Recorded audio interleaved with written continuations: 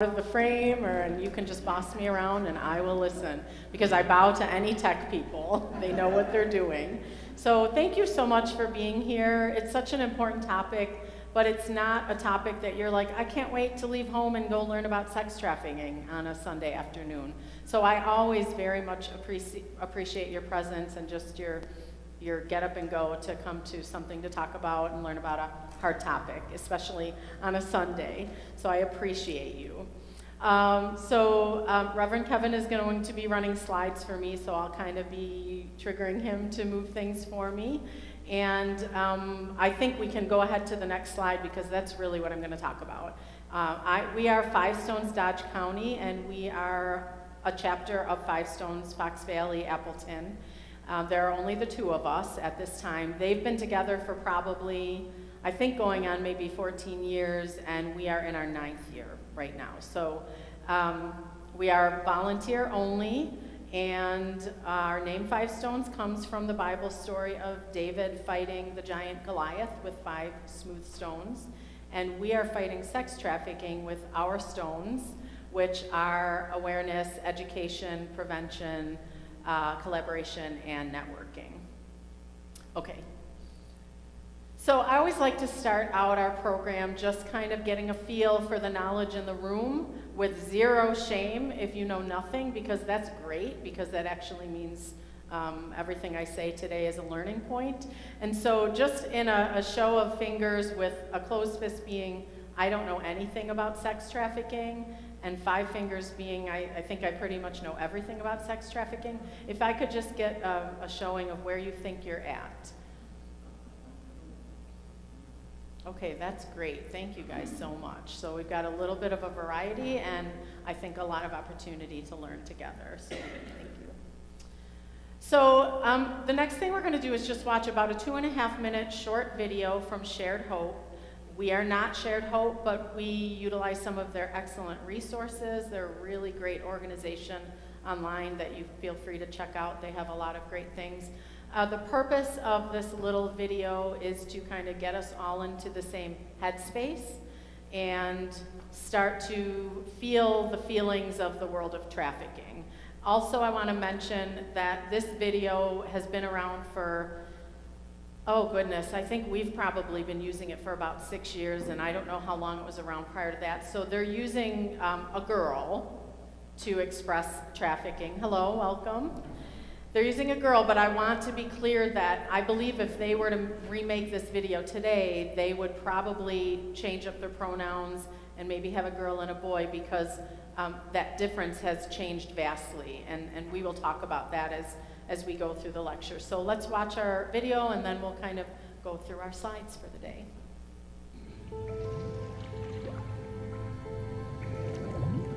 Her story begins like any other.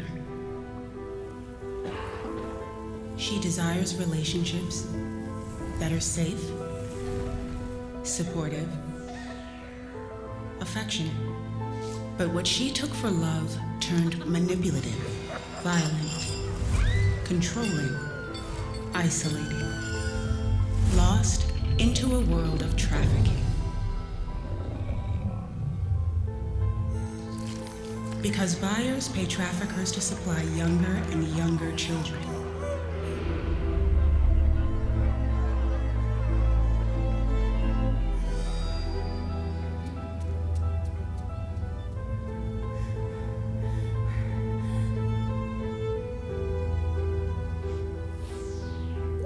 And she's waiting for you to notice. She's not in class. She's not safe in bed. She's not scoring the goal. She is being bought and sold for sex. But would you know it if you saw it? Shared Hope International aims to reverse this cycle.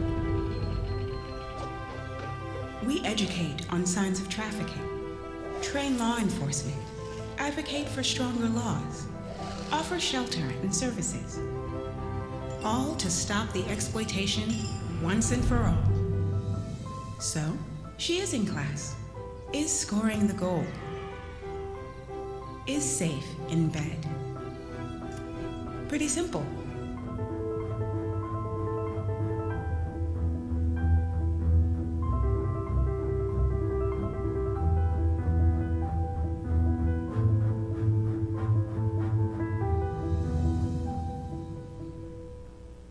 at sharedhope.org.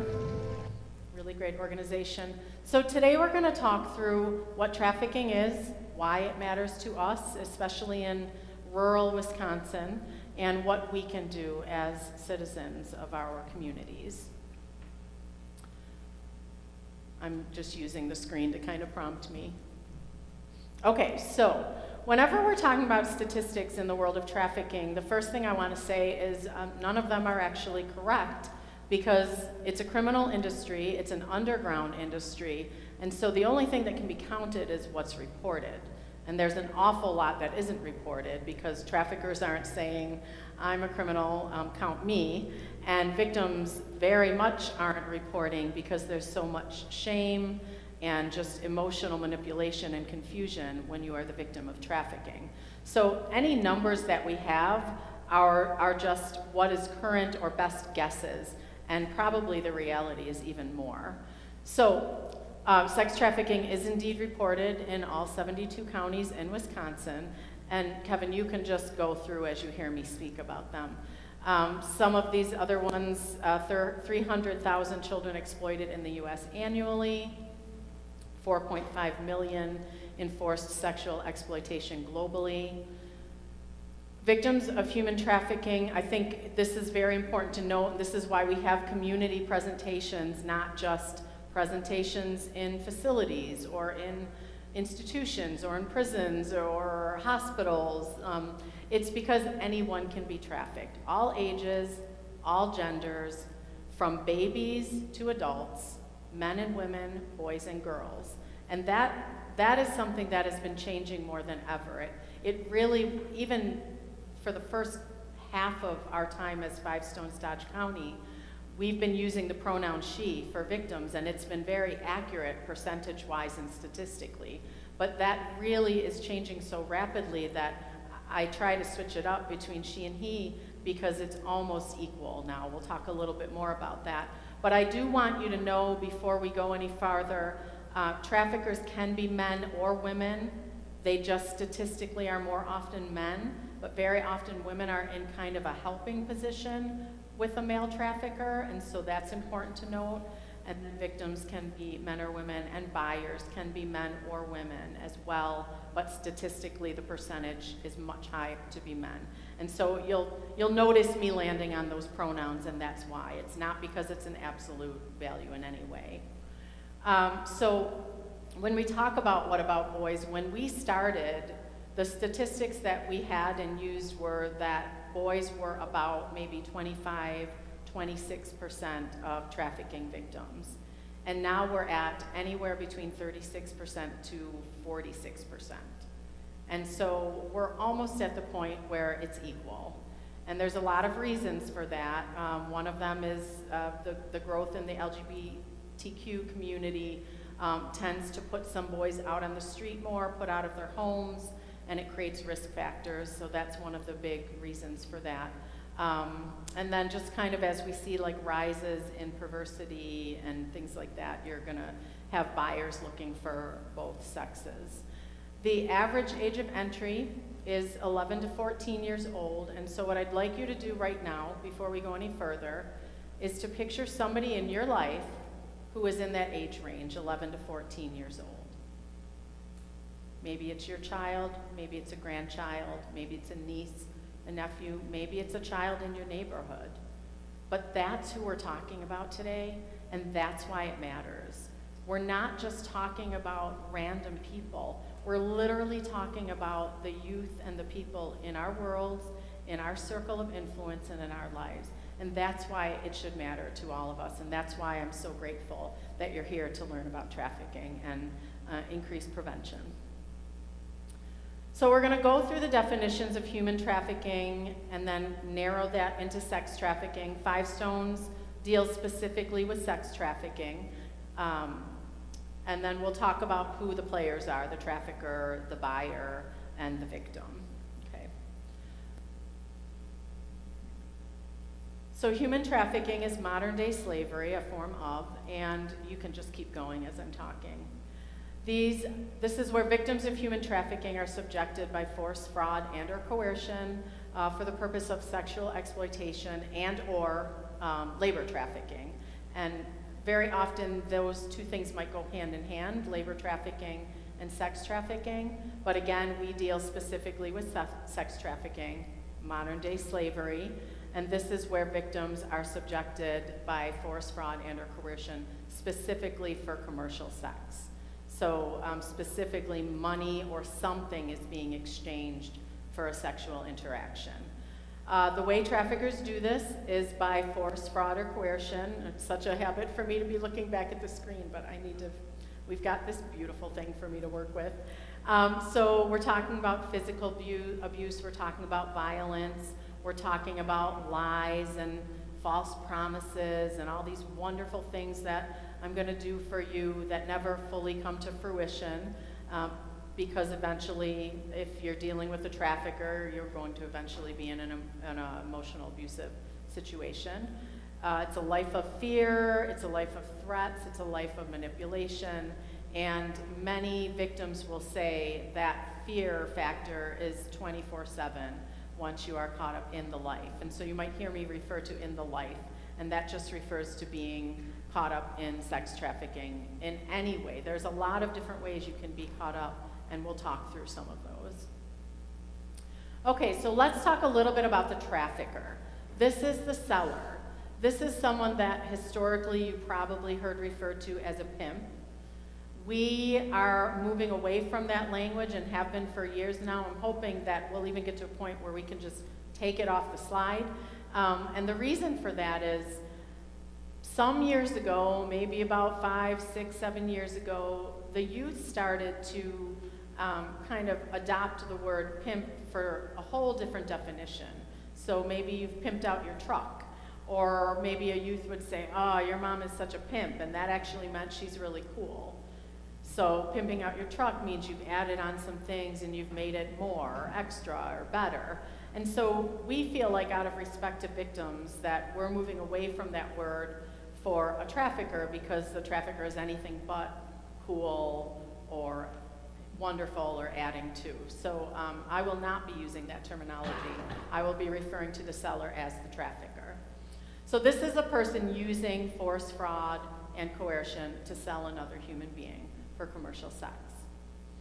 I want to talk for just a moment about Milwaukee, because ever since day one of Five Stones, Dodge County, which was formerly Five Stones Beaver Dam, people have been saying, well, I don't understand why we're talking about this. Isn't this in Europe? Isn't this in Las Vegas? Isn't this in LA? Like, why on earth would we be talking about this in rural America, in Midwest America, or especially the small towns like we live in? And you know, Ron and I on our way up here, so much land, so much undeveloped land, it's beautiful, right? Why would you need to think about sex trafficking here?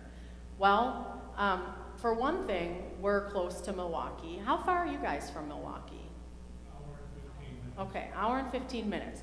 Milwaukee is known as the harvest, and so I'm going to use the word because this is the phrasing, the harvest of pimping, and also Pimp College, because Milwaukee has some of the most successful traffickers in the nation. They are very well known for being good at what they do and making gobs of money. And when I say gobs, I mean thousands to millions to billions overall. And people in other states who want to learn how to traffic will travel to Milwaukee to learn at the foot of Milwaukee traffickers. So when you think about the fact that we have that happening in a place an hour and 15 minutes away, and if you put yourself in the mindset of a trafficker for a minute, if you wanted to go and look for naive youth, where might you go? Would you go to the street smart youth of Milwaukee? Probably not. You'd go to the small rural towns where it would be easier to trick kids who are not needing to learn all of the street smarts. And so we as Five Stones love, love, love when we can be in front of the youth at schools or at youth groups, or I'm trying to think where else we speak to the youth, anybody that invites us in. Churches have us in to speak to their youth, because everything we tell them will increase their street smarts so that they don't become the next victim.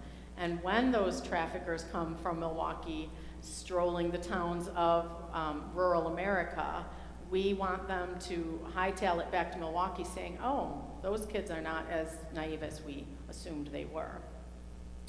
Also, historically, Wisconsin finds itself in the top 5 states for trafficking, which is a little bit mind-blowing, right? It kind of blew our minds when we learned that, because we're not LA, and we're not these big cities, and we're not Nevada where trafficking is really bad. And so we started asking, we'd be at events and we'd be at places where law enforcement was, and we started asking, why on earth is Wisconsin in the top 5, top 3 sometimes? It kind of changes. And so we've been told 2 things that are of importance. One is that we have an excellent highway system in Wisconsin, which is good for us, but also good for traffickers and buyers. And 2 is we have an inordinate amount of hotels off of that excellent highway system, which is also necessary for traffickers and buyers. There needs to be this ability to always be moving, to always be changing things up, to be easily accessible. Okay, so those are some of the reasons that we need to be talking about it even in rural Midwestern Wisconsin. Okay. I want to mention too, as Kevin goes to the next slide, that also the top 3 ways that traffickers are getting at their victims, number 1 is social media. So when the kids went online, the traffickers went online, and we'll kind of talk through a little bit about that as we talk about the grooming. The second way is indeed in our neighborhoods. So they indeed are coming and going to the places that youth go, trying to engage them in conversation and create these false relationships. And then the third way is through peers, which seems a little confusing, but as we talk through the grooming process, might make a little more sense. So when I talk through this process of selling the dream, and in the life, traffickers use equestrian language. So they're grooming their victims, they're taking them back to their stable. And so when I talk through this is one scenario. Obviously, this can be in different order. This can, get to a point and be halted. So this isn't exactly how it is every time, and I'm sure you probably can guess that just based on life experience. But we're just going to talk through a typical grooming scenario, especially in rural America, because what is seen more than, you've probably seen the movie Taken, some of you, and you've probably thought through the whole kidnapping scenario. But what is more common in rural America are these false relationships that are built, and a victim doesn't even know they're a victim until it's too late. So this is why we like to use this one. So first, a trafficker needs to target a victim, right? They're not just, randomly grabbing people or taking people back to their stable. So there's a process where they are kind of scanning where they are, and that can be online, that can be in person, and they're looking for certain attributes. They're looking for someone who is displaying a need. Maybe they seem lonely. Maybe they seem lacking self-confidence. Maybe they're angry. Whatever this emotion is or this lack is, the trafficker is going to try to step into that and try to falsely fulfill that role so that this potential victim is drawn toward them and needs them eventually. What's important to know about this targeting phase is that, I think, I'm 52. When my kids were growing up, I have 4 kids who are now 28 to 21.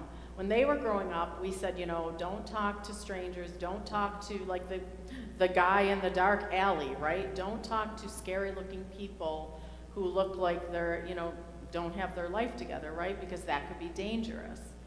Well, guess what? Traffickers aren't those people. Traffickers might be scary looking people, but they know if they're scary looking and they're gonna send out spotters.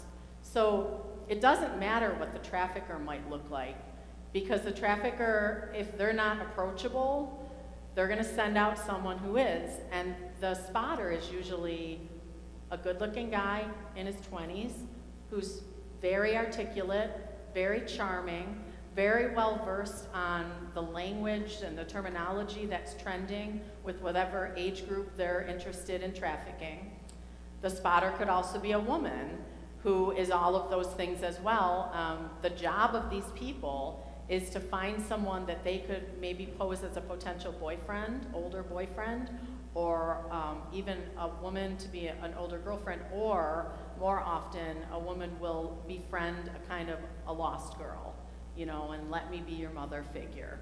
And that literally is happening. I'm working with a trafficking victim right now from our area who was trafficked via a female spotter who acted like kind of a mother figure to her and trafficked her to a trafficker in Milwaukee. She's now free from it, but in recovery, and it is a road and it is a process. So we can't tell our kids, don't talk to the scary, creepy looking people that put your antenna up, because traffickers are putting out, if they are not themselves, very approachable people who just can slide right into conversation with our kiddos. So the first thing they're gonna wanna do is gain trust and create relationship with our youth, and they will, like I said, they're very familiar with the things that are trending and very easily will strike up a conversation with our kids at all different places, at arcades, at coffee shops, at fast food restaurants. They're looking for them at bus stops. They'll go to the malls. Did I say coffee shops already? Basically wherever kids go. But because most kids are just online, when I ask kids, what do you do now for fun? They're like, well, I go to my friend's house, we go online, we play games. So that's where the traffickers have gone. And they take this very, very seriously. They use voice changers if they need to. They present as the age group that they are engaging with.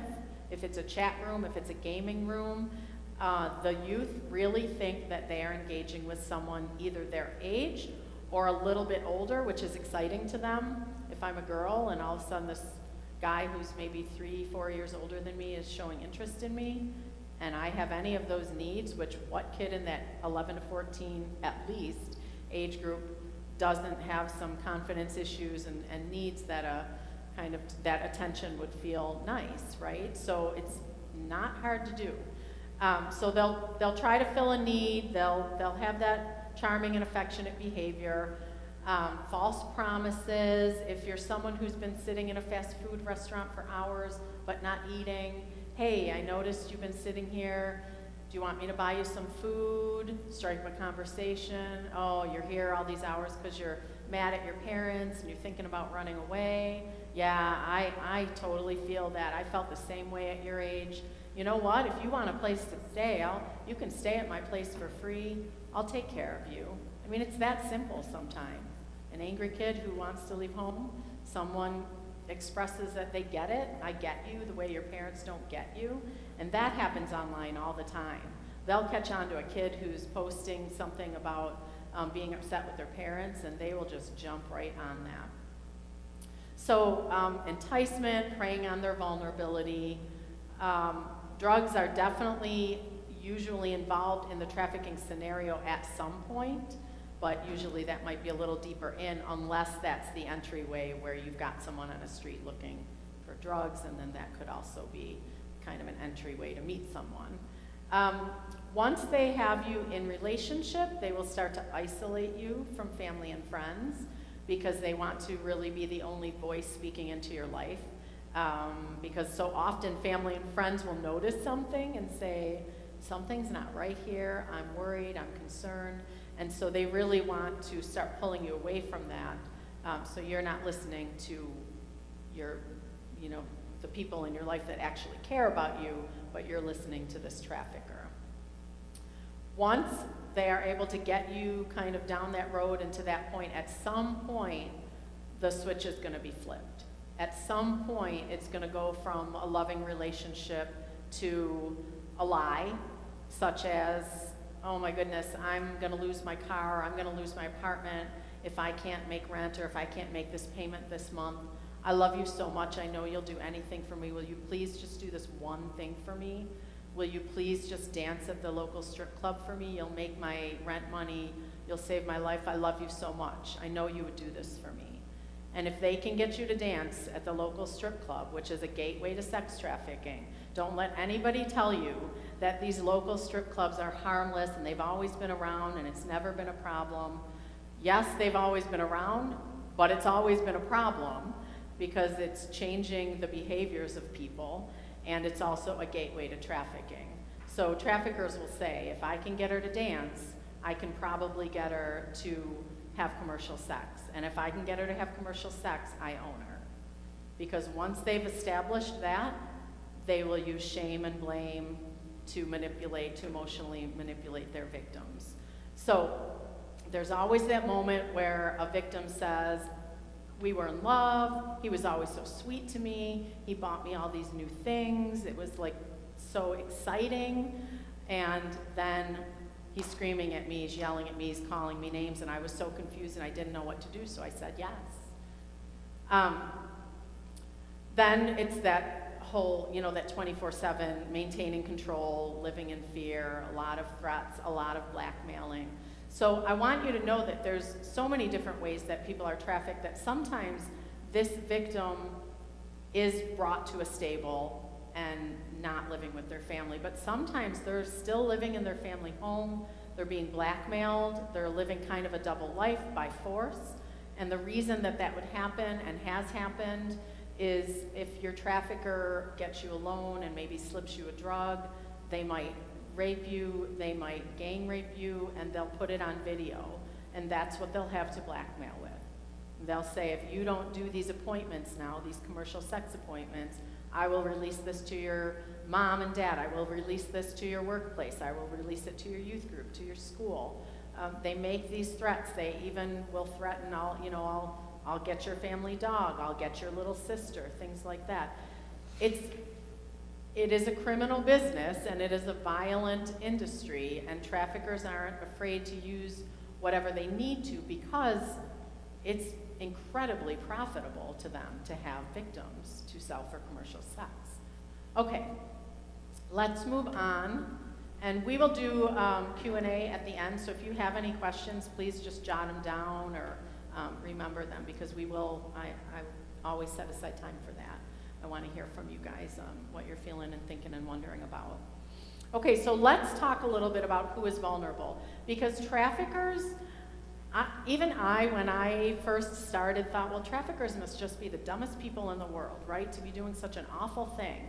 No, the opposite is true. Traffickers are incredibly smart, and they're so good at what they do, and they consider themselves business people, businessmen, businesswomen, and they know their business. And part of that is being excellent observers of human behavior, especially if you're putting out spotters. Those spotters are excellent at reading body language, at noticing eye movements.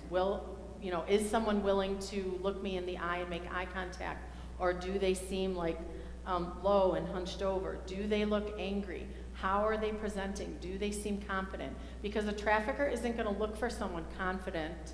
They're going to look for someone who looks angry or depressed or lonely or afraid. This is why traffickers go to places where there are natural disasters, because they know they're going to find a lot of those people. This is why trafficking is now greatly increased at the borders of Ukraine, where refugees are heading, because there's desperation, there's orphans, there's chaos, and that's exactly what traffickers look for. So let's talk through some of these who's most vulnerable. And some of these I've already hit on. So low self-esteem. This isn't just youth and kids, this is anyone. Honestly, traffickers are so good at what they do. My 4 kids have been hearing about this most of their preteen into young adult life. I still think they could be trafficked in a moment of vulnerability. And if I'm perfectly honest, I could probably be trafficked in a moment of vulnerability. Some crisis is happening, something tragic happens to me, and a need is created, and they're so good at trickery. So this is kind of the point, that you don't have to be someone who's making horrible decisions to be vulnerable to trafficking. You just have to have a need that a tricky trafficker is going to pretend to meet. So this is why we want to be talking about it, so that our antennas go up a little bit more readily when this is happening. So people with low self-esteem, a history of abuse. In the foster system, it's nothing against the foster system, it's just that there are abuses that take place in the foster system. There are some people who do it for the wrong reasons, but mostly It's also that people who are abused tend to be re-abused. For whatever reason, you know, it's kind of written on us sometimes if we have been through a trauma, and a predator can read that on us. I already talked about victims of natural disasters, and we don't have natural disasters really in Wisconsin, but I like to keep it in there to kind of give you the mindset of the evil in the mind of a trafficker, is that they're going to the places where there's natural disasters because there's going to be kids without parents, kids who are separated from their families. And that's just really horrific, isn't it? Drug abuse in the family, this is another thing that kind of sucks the breath out of us for a moment, but sometimes parents are addicted to drugs, and if they don't have money for their next drug purchase or hit, they might rent out their child for commercial sex to get that money for the drug. I feel like our first response to that is always like, well, that's a terrible parent. But I think what we need to realize, if we want to be part of the solution and not just judge it and not have an idea to make it better, that is the drug controlling that person. That is the drug causing a person to make those decisions because it's a desperation. And so part of solving trafficking will also be solving the very complex drug problem that we have in America now. Because that actually happens more often than you would think, where parents are selling out their kids. They're not selling them goodbye, they're selling them out to make money. Kids in the juvenile justice system, that really doesn't need, obviously, that's someone who has some risk factors already. I think the next one was very surprising to us as a team because there's kind of that Hollywood version of prostitution and buyers and that, you know, everything has to be really sexy and pornographic kind of, but the reality is some buyers just want a body. And if that's a disabled person or a cognitively delayed person, someone who has mental illness, all the better, because they can do whatever they want to them without really a lot of, you know, issues. And so we watched a documentary of women mostly who were cognitively delayed, who had all been trafficked and had all been sexually exploited. Runaways, research shows that 1 in 3 runaways will be approached by a trafficker within 48 hours. It's not random. It's not like, wow, what luck, I'm a trafficker, what luck, I just happened to run into this runaway. They are looking for them. They're looking on the streets. They're looking at the bus stations. They're looking at the fast food restaurants. It's not random. Unmet needs, I've already talked a lot about. Homelessness, unstable housing. Sometimes if there's been a family situation where there's been a divorce, and then just for example, mom is dating someone new, he moves in, maybe with his young adult son, maybe the young adult looks around at some of the kids in the house and says this is a money-making opportunity. Maybe the boyfriend does. So one of the risk factors is multiple people living in one home who aren't family, who aren't related. That doesn't mean relations don't traffic our kids, because they do, but it's also another risk factor. And then poverty, obviously, recent migration or relocation, it's a risk factor, and those kids can absolutely be trafficked. But the most important thing I want you to understand is what's on the bottom of the screen, and that is that anyone can be trafficked. Straight A students have been trafficked. People on the sports teams, people who are doing all the extracurriculars have been trafficked. People whose parents are lawyers have been trafficked. It's not just people living in poverty. It's not just people living in the hard places in the cities. It's not just people making wrong choices. Yes, those all increase risk factor, but so many people who were on track doing the right things have also been trafficked. Because like I said, the traffickers are so good at what they do, and they don't care where their victim's coming from. They just care that they've got them. Okay. So let's talk for a moment now about the buyer. As with the word pimp, We are stepping back from using the term John for the buyer. That is historically what's been used. We disagree with that because the lovely name of John, we don't feel should be subjugated to that. And so we're going to call the buyer the buyer. That's who they are. They're the person who is providing money or something for a sexual return. So commercial sex. The thing to know about the buyer is they are from all demographics. This is 100% not the creepy guy in the alley that we warned our kids about. Can someone here make a guess at why that would be? Why the buyer is not the homeless guy or the creepy guy in the alley? Yeah, the buyer is willing and does spend hundreds to thousands of dollars on commercial sex. Law enforcement has told us that they cannot believe how quickly an arrested buyer will get themselves to the ATM and withdraw $3,000 just to keep their name out of the paper, keep a phone call from going home so that they can leave and go home and act like nothing has happened. The buyers are people that we are walking amongst all day. I don't know if it's every day, but on a persistent basis, these are people in our community who have good jobs. And the typical buyer is a 35-year-old male who is married with children and college educated. And trafficking and commercial sex, I should say, is happening at all hours of the day. The typical buyer, the majority, it's taking place in the middle of the day, lunchtime, lunch breaks.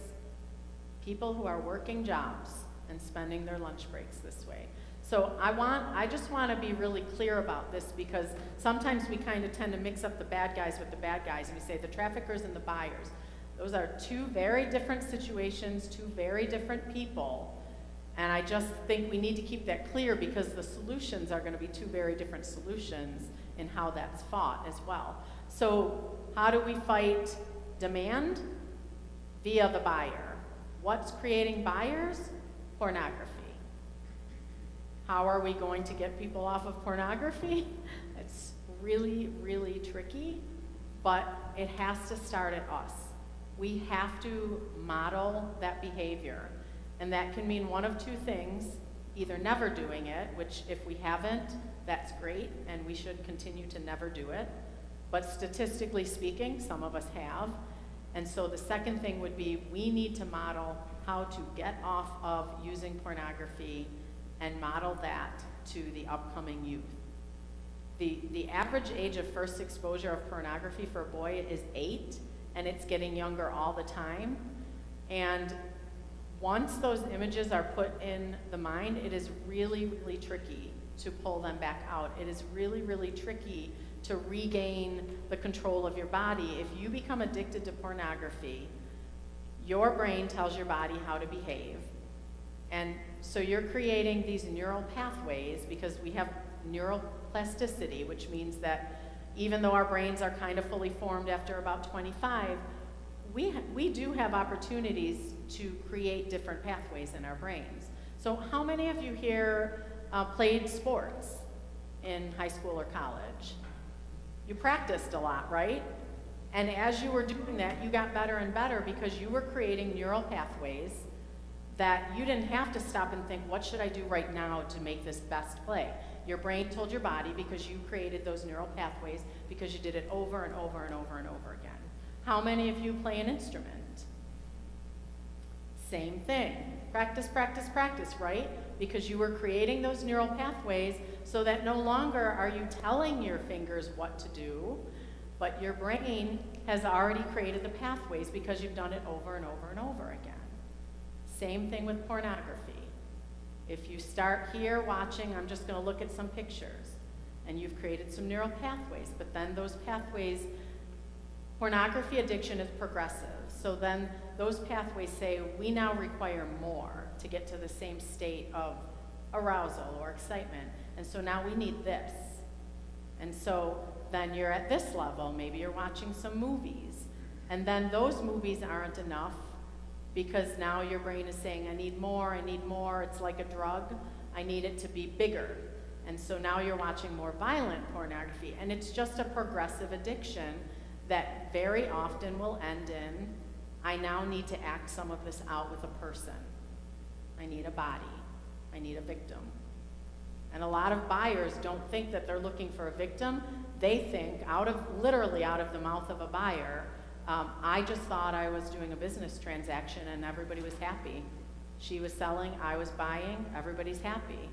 They don't really realize that many of these commercial sex, what they might consider a prostitute, is actually a victim of trafficking, or has been so groomed for so many years that maybe now they're prostituting themselves, but it's because they were groomed into trafficking. So I guess the things that I really want to say about this is there are a lot of resources online to get off of pornography. We have a lot of them listed on our card at a table. Some of you already grabbed some materials. On the back of our card, we have a lot of resources that help learn about pornography addiction and resources to get off of pornography as well. And so we need to be doing that for ourselves, but not in secret shame, because then we're not modeling it and helping others. And so if we really think through this, if the average victim is 11 to 14, and the first age of exposure for pornography is about 8, who do we think the future buyers are? They're those 8-year-olds who are starting their exposure now, and they're gonna go through that progression. And so our now kids, if we don't get a hold of things, are the future buyers of commercial sex, keeping the industry alive and well. That makes me sick, especially when I talk with that age group and I look around and I think, I just want to save you from that. It's not that buyers are horrible, evil people. They are addicted, almost always addicted to pornography, and they are no longer in control of what they are doing and the decisions that are guiding them. And so until we break those habits and those addictions, there's no way to end demand. And so I just want to break open the ceiling of the conversation about pornography and the way that, we whisper about pornography, we don't really talk about it. We need to be talking about it. We need to be talking, those kids that you thought of in your head, you may need to have a conversation with them. I did it with my kids. Are you guys looking at anything? Have you had friends who have shown you anything? Here's what I need you to understand about the problem with that. We need to make it understandable to them that it's not a game, it's not harmless. A lot of people who view pornography think, well, what does it matter? It's between me and my computer. Who am I hurting? A lot of people. Marriages end because of pornography. Molestation happens because of pornography. Trafficking happens because of pornography. And so if we teach kids about the pathways that they're creating and that your brain is telling your body what to do, then we can maybe help them to say no to pornography. I really challenge kids to say no to pornography when I'm in front of a group of kids. So, okay, thank you. Let's move on to the next slide. When we're talking about the victim, and a lot of victims who have come out of trafficking don't like to be referred to as a victim, they like to be referred to as a survivor, because they survived it, and not everybody does. When you're in the life, you're 18 times more likely to be murdered. The average age of someone in the life, if they stay in the life, is about 34. It's not a longevity career. It's violent, it's drug-riddled. Traffickers use drugs to keep their victims addicted basically to them. Some victims have been rescued and you think, oh, they must be so thrilled to not be under that abuse anymore. And yet, the first chance they have, they run back to their abusive trafficker because they're physically addicted to the drug that the trafficker is providing for them. Okay, so more than half of victims are children, and out of those children, 1 out of 4 are indeed sold by family. 36% are boys. That's the low end. Like I said, I've heard about 36 to 46%. 76% of sexual transactions with underage girls start on the internet. That just further provides that information that we really need to be tracking what our kids and grandkids and nieces and nephews and mentees are doing when they're online, and just that personal information safety protections. I already talked through the rest of that, so we can go to the next slide. So, I think I've already talked a little bit about why it succeeds, but I want to give just kind of the economical business class reason. So, sex trafficking is the fastest growing criminal industry in the world. When we started 9 years ago, we looked at the top 3 criminal industries. Any guess on what the first one would be? Top 3 most lucrative, sorry. So bringing in the most money. Top 3 most lucrative criminal industries in the world. Any guesses on what the first one would be? Drugs. Any guesses on the second one? Close. What do criminals sell for lots of money? It's a little trickier. It's weapons. And then the third one was sex trafficking. A couple years later, we said we better check our stats. Things are always changing in the sex trafficking world. And just a couple years later, sex trafficking bumped out weapons. So now it's drugs, sex trafficking, weapons. Why would that be? Well, when you're selling drugs or weapons, you have a supplier, and then you have a buyer. And so you're always going to your supplier, giving them money, going to your buyer, getting more money, but you gotta then be back at your supplier, giving them money, right? But when you have a person, when you have a body, you have a reusable resource that you can sell up to 50 some times a day, up to 70 some times a day. Pure profit. So it's simply supply and demand at that point for a trafficker, right? I have a supply because I'm willing to do the dirty deed of tricking people into trafficking. I definitely have demand because pornography is thriving, and it's absolute profit, one of the cleanest profits you can think of, because I'm not having to go pay anybody for anything. I've got the body. Just keep reselling. Also, it succeeds because we have that easy access and that transportation here in Wisconsin. I talked about the link to drug abuse already. We've talked through all those, so we can go on to the next slide. So, we are getting to the end, just so I know it's like heavy. I know it's kind of like it's starting to feel like a weight. I always feel like before I present, I almost feel sorry that I have to burden you with what has burdened me all these years. So I'm super grateful for your attention. So we've talked a lot about what creates demand, but I also want to think of it bigger picture than just typical pornography.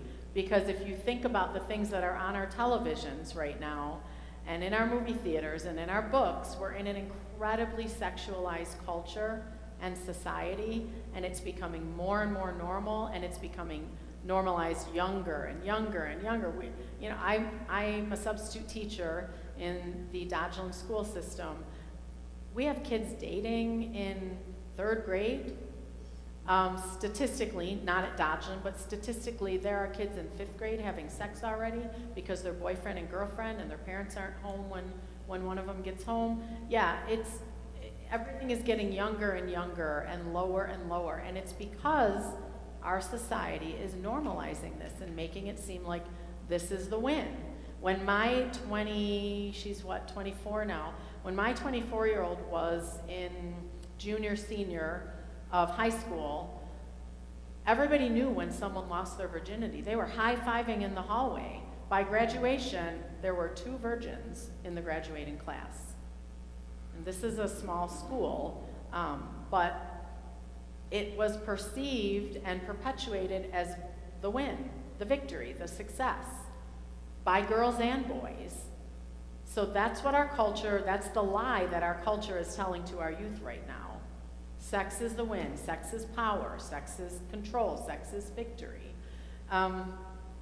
when we look at the movies that are now mainstream, things that when I was growing up would have been X are now PG-13 or R, and our 17-year-olds can go see them. So I think I'm challenging you to really pay attention to the things that are being lifted up in our society as good books or good things to go see. And you know, and I'm not shaming anybody here, but when we had 50 Shades of Grey trilogy come to our theaters and bookstores, you know, some of us were reading it and thinking, well, it's, you know, everybody's talking about it. I'm just going to read it, right? I had a woman next to me at the ballpark at our kids' school baseball, reading it. And, you know, sometimes they looked at me funny when I said, well, I don't want to put that garbage into my head. Oh, it makes our sex life better. That's another one of the lies of pornography and the sexualized culture. No, it helps us. Statistically speaking, it's not helping you. It might help you in the short term, but in the long term, it's going to kill whatever you have. So we need to be talking to our local movie theaters about what we want to see in the theaters. We need to be going online and doing movie reviews about things that we're not going to see. You're not going to get my money, because this is not what we're looking for as a town, as a city, as a culture, as a community. We need to be speaking it out, because we can't expect the people making the decisions about content to know if we don't speak it. And so I really encourage you to it's easier than ever to get your opinion out there. We used to have to sit down with a letter and a stamp and look up an address. Now we just go online. I do it all the time, you guys. I've written to Hardee's because they use sex to sell their hamburgers. I've written to Doritos because they use sex on their commercials. You know, the woman bit into a Dorito. It was one of the Super Bowl commercials about 5 years ago. My kids were watching. Bit into a Dorito and all her clothes fell off and she had garters on and the wind was blowing, and I thought, is that what happens when I bite into a Dorito, honey? But it's wrong. Like, it's your food should be good enough to sell. It's not creating sex. If your burger is good, your burger's good and I'm gonna come and buy it. But if you're gonna try to use it to sell sex and to kind of deform our thinking, I'm specifically not going to come to buy it. So, you know, we've boycotted, you know, certain things for certain amounts of time or forever because they continue to use sex to sell something. Chex Mix, I guess maybe 3 years ago, had a commercial out where a boy's at a party, he's eating the Chex Mix, cute girl walks by, looks at him, looks at what he's eating, he follows her to the room, and he thanks Chex Mix for making him sexy, and then they go into a room. And I wrote Chex Mix and said, I will never buy it again. What you're saying is if I bring this into my home, my teenage kids are gonna have sex because they're eating Chex Mix. No, thank you. I think I was not the only one who complained because I never saw that commercial again. I saw it twice in totality and then it was down. I think people spoke out. We need to be speaking out. We need to be saying what's okay and what's not okay, what we're going to spend our money on and what we're not going to spend our money on. So if you look at some of these stats, 46% of men, 16% of women, there's a great study about, you know, how many college students are viewing pornography. There's a lot going on looking at these stats, but the one I want to point out is the one that has the bold print. Globally, pornography being viewed 12 million hours a day. That's really embarrassing. And I think about what maybe like our ancestors did with their time and what they would think of this. And we wonder why we're struggling. We can't think of something better to do with our minds and our bodies. 12 million hours a day globally. Okay, if you want to go to some next slides, you can. There's some stuff on there, but these are just like some billboards that we had to kind of raise awareness and start to make that connection between pornography and sex trafficking. And so I would now like to open us up to any questions or thoughts or just anything you really want to say. I know it's a lot. I should probably, you know what, Kevin? I actually should probably read through these red flags. I kind of forgot that these were on here. I'm sorry.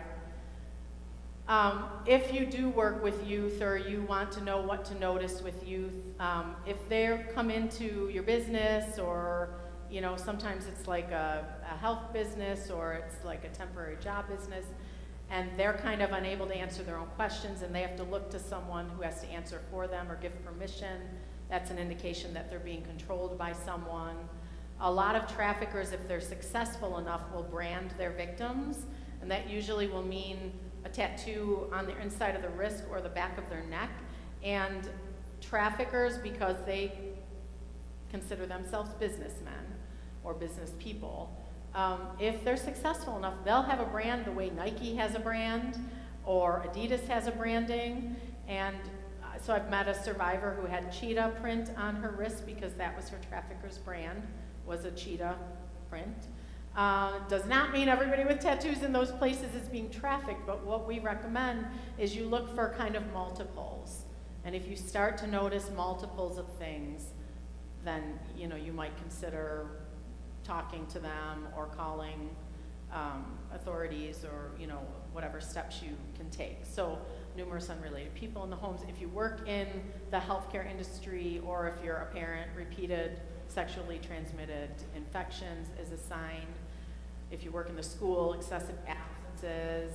The way that peers, that number 3 way that peers can traffic peers, well, traffickers get you through peers, is a trafficker in that courting phase will buy you lots of expensive brand name things, and then a friend might say, oh my gosh, how'd you get all these things? I want a new purse. I want a brand name purse like that.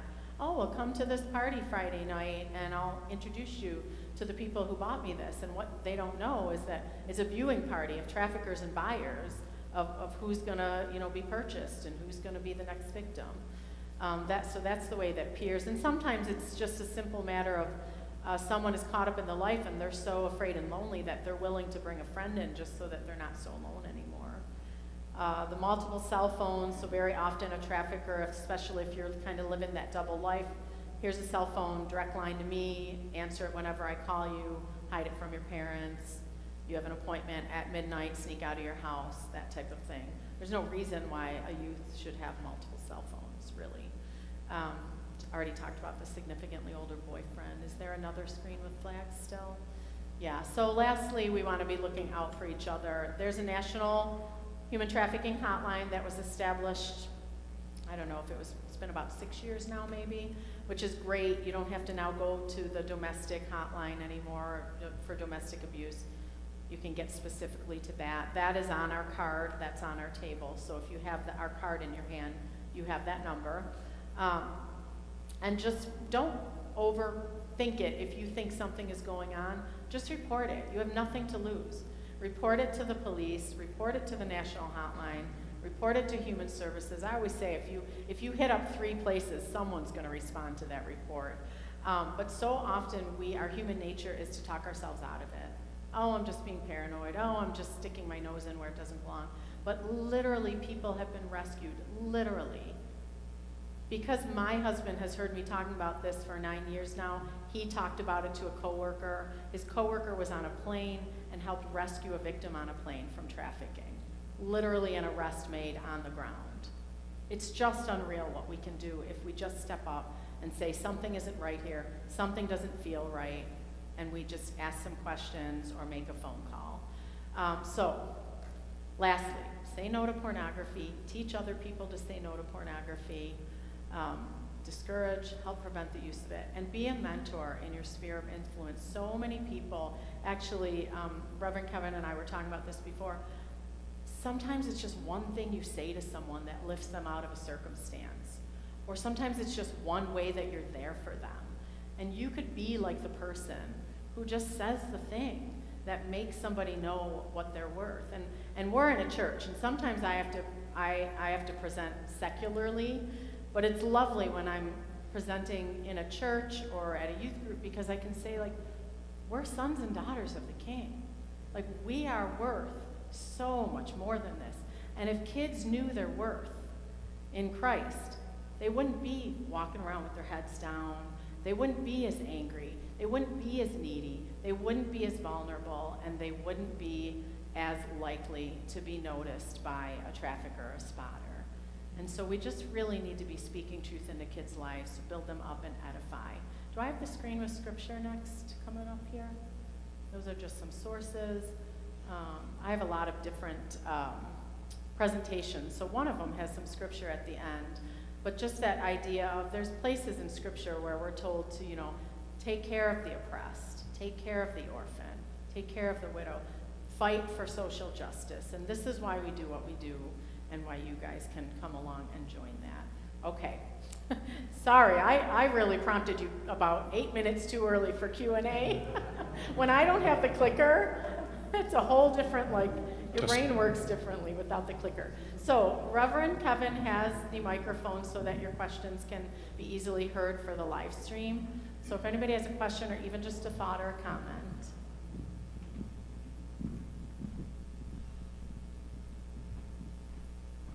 I'm aware of the help me hand signal. Can you do that for everybody? Yeah, so that's kind of been a newer thing, and sometimes we hear about these things and we think, oh, maybe this is going to be a thing, and then they fade away. So I don't always pay the most attention, but it was recently where a girl was in a car being kidnapped, and she used, and I think it was specifically for trafficking, and she used the hand signal, and now I have to think if I can remember it. I think it's thumb in, fingers over thumb, captured. That's what you recall, right? Okay, I don't want to give the wrong one, especially on a live stream.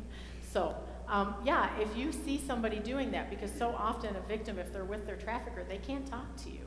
So very often a way that people assist is they'll slip a note, or they'll write something even on a coffee cup, or leave something in a bathroom with the hopes that the victim will go into the bathroom.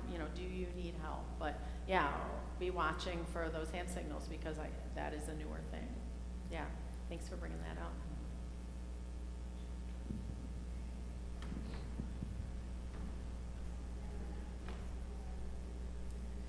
What percentage of spotters work in the public school system or volunteer after school?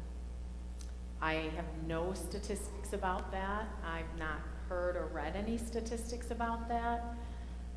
We did have a situation at our school where an older girl came to be a student, and it was really random, and she was 18, and she was working in the local strip club, and I expressed some concern to our counselors, something doesn't seem right with this.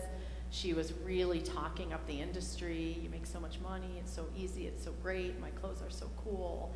And so the girls were kind of getting all like, ooh, this girl is so cool.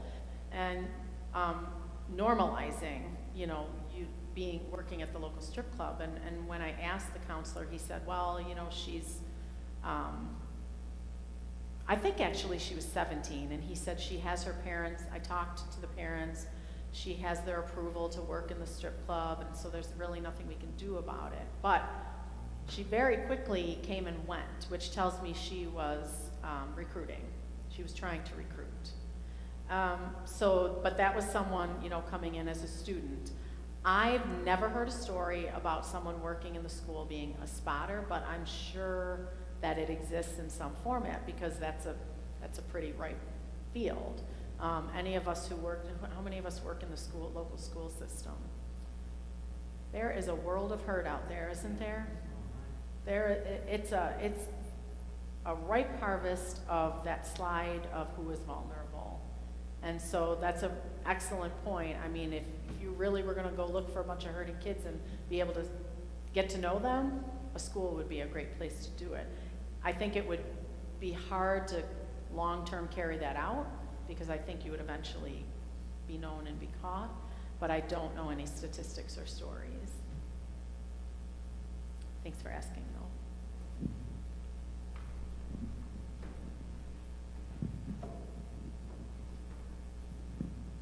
So I don't know if you know or not, but Green Lake County and Fond du Lac County has been hit with child pornography viewing lately.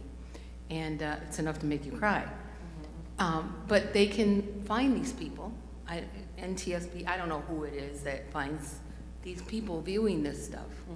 Okay, so if I post something on Facebook that isn't really cool, somebody's going to take that off, like ASAP. So why are these things being posted out there 12 million hours a day being viewed, and why can't we get this off of online to stop this viewing? What is out there to stop that? Because I've got a good friend that's going through this. He's going to be sentenced next month. He's going to ruin his family and life because Yep. he viewed it. Yes. If we can get that off, he can't view it. So And it a- can increase in his mind. Right. Thank you. A couple things. It's a numbers game, right? There's so much happening on the web with pornography that who is really going to police that? Okay, the other thing is there are laws about obscenity that are not being carried out. And so NCOSE is the National Center on Sexual Exploitation. They work so hard and they have such a great track record to go after things exactly like this. And so what they're trying to do is get those laws against obscenity to actually be enacted upon. And they have made some forward motion. And so you're not the only person wondering that and thinking that and wishing that. And I do think we're starting to see some traction, but it's a numbers game. Then there's the dark web, and so the police are chasing after the dark web, where a lot of violent pornography is, where people think they're watching actors and actresses, but what they're often watching are victims literally being live raped or recorded raped. And then they think they're watching a movie, and those screams are actually real. I mean, it's horrific what's going on. So the police are chasing that. They're chasing the traffickers. They're chasing the buyers. They're chasing the online pornography, the child pornography. I mean, it's all just too much. And even as just a nation, we're still just trying to figure out the whole who's a prostitute, who's a victim, and who should be sent to jail and who shouldn't. I mean, we have a very long way to go, but I will say this, even in the short time that we've been functioning, from the big cities down, there are movements where they're now saying, let's stop arresting the girls off the street and let's start going after the traffickers. And so now there's, well, we were talking about mental health courts, now there's trafficking courts, so that the judge is very aware, is this a victim in front of me, or is this someone who was simply selling themselves for commercial sex? And so there's a lot of changes being made, and it does trickle down to our tiny little towns very slowly and eventually. But what we've been told by law enforcement over and over again, because we've said, I can pull up a trafficker online and it's so obvious, they gloat, they're not hiding. Why don't you just go and knock on this person's door and arrest them? And what law enforcement says is, if you don't have an airtight case against a trafficker or a bunch of traffickers, because it's kind of a system, and you lose them, you will never get a second chance with them. So they generally will spend all year working together nationally now. Almost every year there is a nationwide sting against trafficking. You've probably seen it in the paper and heard about it, because people are arrested in Brown County, people are rescued in Brown County, people are arrested in Fox Valley. I mean, it's happening all around us. We're starting to see our own little towns in the paper, because these nationwide stings allow law enforcement to work together to create that airtight case that they need and to really have the effect that they need. But if they go willy-nilly after anyone, traffickers are so smart about how to stay a step ahead. And so it slows the process down, but it's the only way to make a lasting change. That's the best answer I have for that really good question. But it's more complex than that too. I mean, our Rotary Club had the 5 stones from Appleton, and they said if you have 5 people in your staple, and Appleton's the cream of the crop in Wisconsin where the most money's made, you can pull $1 million a year easy. You can pull $1 million a year, you can have a $100,000 lawyer on retainer. $100,000 lawyer on retainer. So it's a very complicated thing with huge amounts of money involved at huge levels. And most people don't understand how the internet actually works. There's no way to police it that way. But how can you take it off of Facebook if I post something Facebook takes it off for you because they have filters and rules. Isn't there something that can take this? If they are not going through Facebook, no. There's What, nothing you can do to get that off. it's like it's illegal for someone to call you to try and solicit ads on your phone, I can hang that off, but, but you can't stop them from calling you. oh yeah, I can cancel my landline. Or your cell phone, or your cell phone line, right? But that doesn't stop them from being out there doing that, even though it's illegal. So someone's willing, because of money, to open up a telecommunication department in the US that can be used by illegal telemarketers. Or someone willing, because they're being paid enough money, to open up a portal into the internet where all this stuff can go through. And how many, I mean, the amount of money and resources to police that and chase that is huge.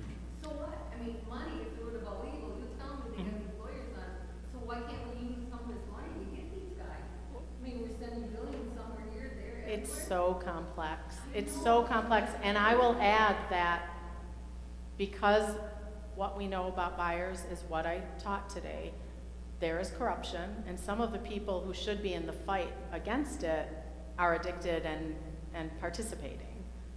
And so even though this is the United States of America, where we think our, systems are so clean, and, that's not true. There's corruption at all levels. So we have a school in Milwaukee that teaches these traffickers, you were saying earlier. Mhm. Why is there a school for that? They have conferences, they author books. Because until you can have an airtight case against them, and, I don't know how law enforcement decides who they're going after. I think it's probably, state, connections, like who are you, who keeps popping up on your radar? Yeah, we've got that same person popping up on ours, let's go after them. I mean, It's all about. I guess you gotta pick your battles, like who are we going after and who aren't we going Like the after? parallel thing here in Ripon. We've been here in Ripon about 7.5 years. We've seen 5 drug manufacturing houses close down in 7.5 years in Ripon. It's tough. There aren't good answers, which is part of the problem. In regard to the stings that were going on, 2014, Fond du Lac was hit. They did a sting there.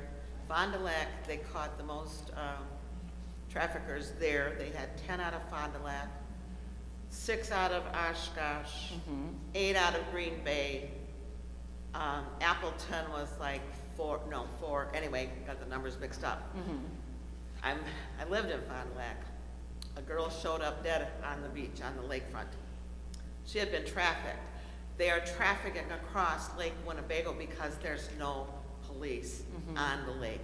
They're coming from one side of the lake to the other, Yeah. trafficking victims. And this girl in 2019 was found dead on the lakeshore in Fond du Lac. And I'm not even remotely surprised. No, Yeah. it's all over. I am being prepared to open a safe house for trafficked girls and women. I met with Five Stones in Appleton a few years back. Wonderful. Destiny Damascus Roads, their training Yeah, seminar. yeah. I have been watching Tim Tebow, Tim Ballard, all of them, Destiny Rescue. They are rescuing multitudes. Where do they put them? Where are they putting them? I don't want to see them going someplace where they're not going to get Christ-centered training. Yeah, it's a problem, and Yeah. I will say, because I'm in a church, that I personally believe the only true restoration from the multiple complex trauma of trafficking is through Christ. I can't imagine another way through that would be permanent. But the issues with the homes, or the issues with restoring someone who's been trafficked, it's not just one thing. It's this multiple layered, multiple rapes, drug addiction, mental manipulation.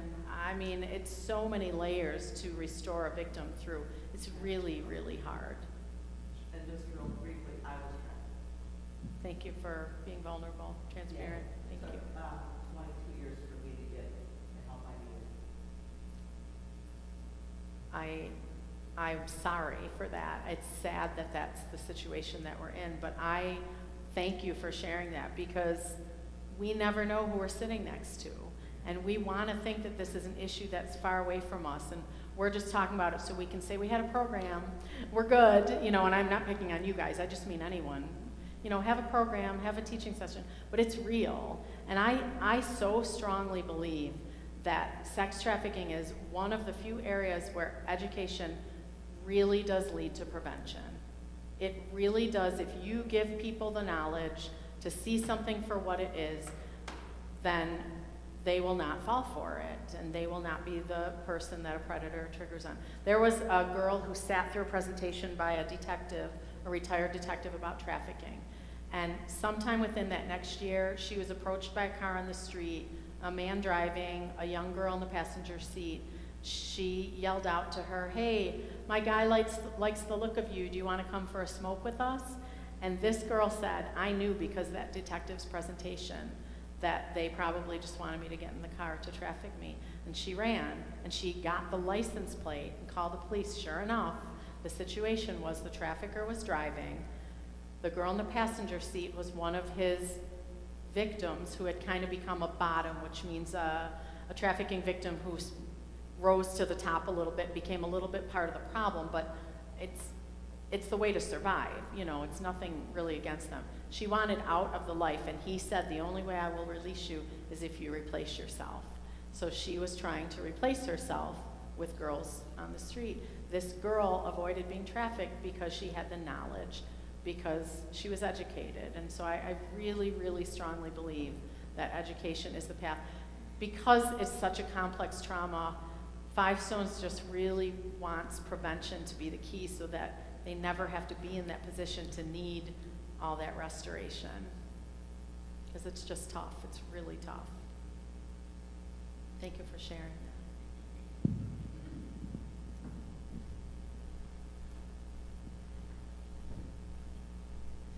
I know in the news, I think it was a couple months ago, there was some, I remember the jokes about it, but there was some lawmaker that was talking about ice fishing being part of prostitution, and he used the word prostitution, and I think that led to everybody making jokes about it, and instead of calling it sex trafficking, because it is, I mean, you got your ice shanties, everybody's bundled up. I went ice fishing too, and I think the wording behind it should be more sex trafficking than prostitution, because people don't take it seriously. Mm-hmm. So. I think what a lot of people don't understand and realize is that we like to put prostitution over here and say this person is choosing this so they get what they deserve, right? But oh, we have so much compassion for this poor victim of sex trafficking, and we want to do everything we can to help them and to restore them. But the prostitute, the reality is that that prostitute probably started over here. That prostitute, if they weren't trafficked, they were probably sexually abused and molested. And the reality is that it's much more they meet in the middle in this gray area. And so we really recommend, we don't use the word prostitute unless we have to. We use sex trafficking victim because we will never really know the truth of someone's story, and so we should always just assume that that's a victim. Because a lot of prostitutes who are not giving their money over to a trafficker, it's just because they aged out after being trafficked and they weren't, you know, valuable anymore, so they were tossed out on the street.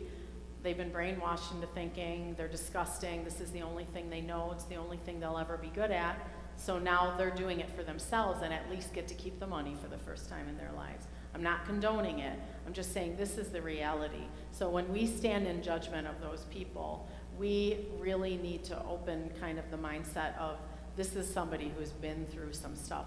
Who would honestly choose a life where you're 18 times more likely to be murdered and you might live to 34 if you're lucky, you know? So yes, it's much more of a gray area, and I agree 100% with you that we should use the term trafficking victim. And then the ice fishing thing. I don't love to talk about this because this just feels so, I hated learning about this. There's a thing in Wisconsin, and maybe other places too, but called hobbyists. And when a group of usually guys get together to a cabin to go hunting or to go ice fishing, Sometimes they'll want to go into town and pay someone for commercial sex. Maybe they do it through the local strip club, maybe they have other resources. And then the situation is usually that if several of them are doing it, they will work very hard to get the others to go along so that nobody tells.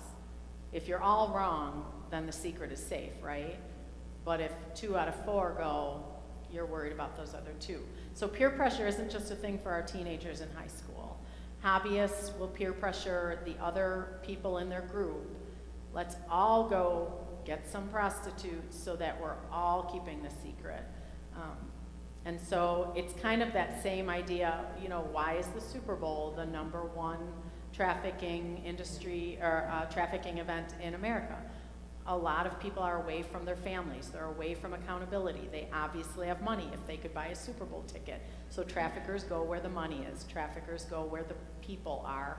And so it's that same idea when a bunch of guys are going away for this and that event, it can tend to be a a commercial sex opportunity. Yeah. And if you watch the news after a Super Bowl, you will see a bust in the news within a week, and they will usually have freed between 100 and 250 sex workers, and they'll have arrested between 100 and 200 traffickers. Yeah. Every Super Bowl within the next week, you'll see a story of that many. I didn't hear this year's, but last year was something like 256 were set free and 116 were arrested. But it's usually in that range. Yeah. After you sit through a sex trafficking presentation, or you even start to learn things on your own, research on your own, you notice the news stories differently. You'll notice different things that you wouldn't have noticed. Or you'll think something about a pornography story, you know, someone with child porn, you'll think about it differently, whereas maybe before you would have just been like, oh, that's awful. But now you might think, oh gosh, you know, is that connected to sex trafficking? You'll red flags will go up in a different way. Yeah, and so when we watch the Super Bowl, I'm usually like praying for victims, and in all honesty, I'll be praying for traffickers and buyers too, because if they all aren't redeemed and restored, it's never going to end. So we need to hope. I mean, traffickers have usually had some hard lives too. They didn't get there by an easy, stable, nuclear family life. You know, and buyers need to be redeemed from their addictions to pornography. And so, you know, ultimately our main priority is the victim, absolutely. But if we can't try to help and restore and pray for all of the players that we went through today, then we will be talking about this in 10 years and 20 years and 30, you know, it'll never go away. Any other thoughts, questions, comments? You guys have been a great audience. I really appreciate you. Thank you, Conrad. Thank you, Reverend Kevin, and whoever else is working the box. I appreciate you all. Thank you, Monica, for setting this up, even though she's home. Hi, Monica. Monica was sick, so Conrad and I covered. But thank you for coming. You're very welcome. We do.